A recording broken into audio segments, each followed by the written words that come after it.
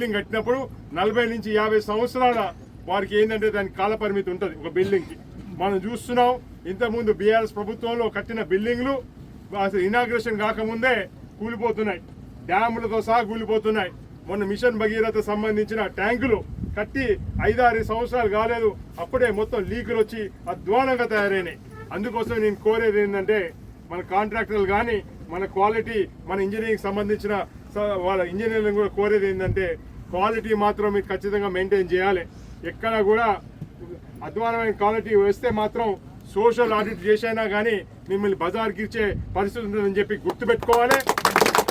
ఇది కాంగ్రెస్ ప్రభుత్వం, ప్రజాప్రభుత్వం.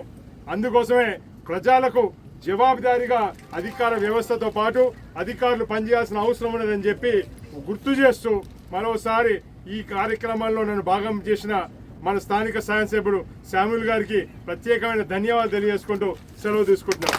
జై కాంగ్రెస్.